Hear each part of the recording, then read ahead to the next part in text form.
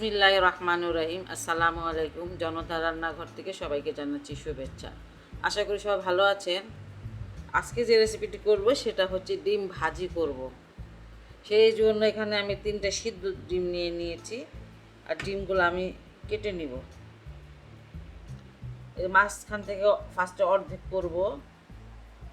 এটা চাকু নিয়েছি, তারপরে ডিম ডিমের আকারগুলো ছোট, এই জন্য আমি 4 খণ্ড করব।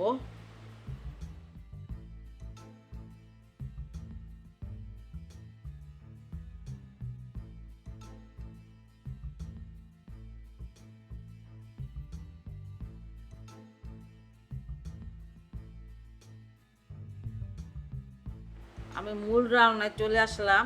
চুলাটা ফ্রাই প্যান দিয়েছি আর 2 টেবিল চামচ তেল দিয়েছি।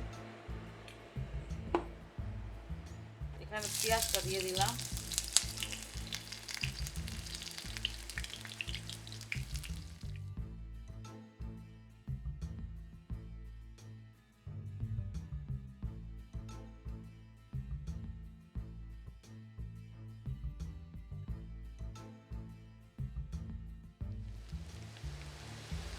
আদা রসুনের পেস্টটা দিয়ে দিচ্ছি। পেঁয়াজটা আমার ভাজা হয়ে গেছে, এর থেকে বেশি আর ভাজবো না।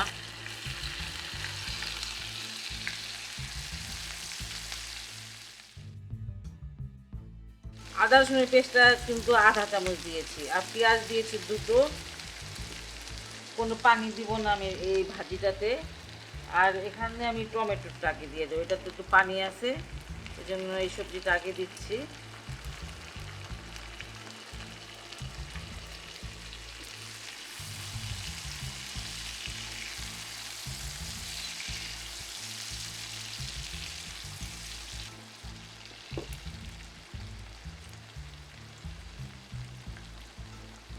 আর এখানে স্বাদ মতো লবণ দিয়ে দিচ্ছি আমি, লাগলে পরে দিব, এখন আর দিব না। এখানে পেঁয়াজ পাতা কিছুটা নিয়েছি, সেটা দিয়ে দিচ্ছি।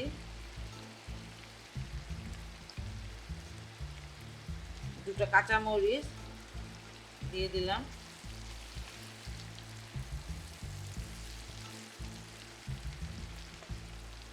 এখানে আমি হলুদ ক্যাপসিকাম কিছুটা নিয়েছি,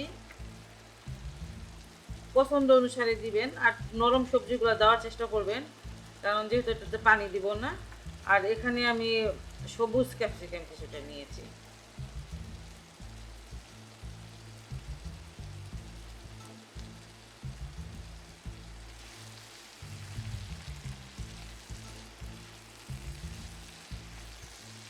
সবজিটা কিছুটা ভাজা আমার হয়ে গেছে, এবার আমি মশলাগুলো দিয়ে দিব।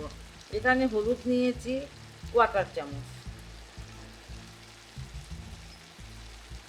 মরিচের গুঁড়া নিয়েছি আধা চামচ, ধনিয়ার গুঁড়া 1/4 চামচ, জিরার গুঁড়াও 1/4 চামচ।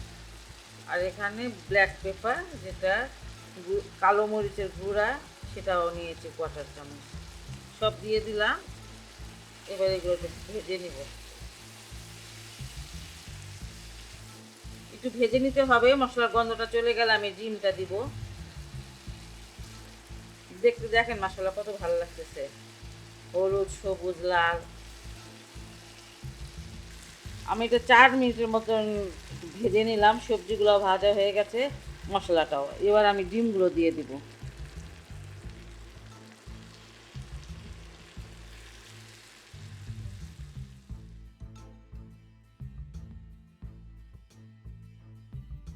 এই ভাজিটা কিন্তু খেতে অসাধারণ লাগে। আপনারা এটা শুধু পরোটার সাথে বা রুটির সাথে খেতে পারেন, তাছাড়া ভাতের সাথেও খাওয়া যায়।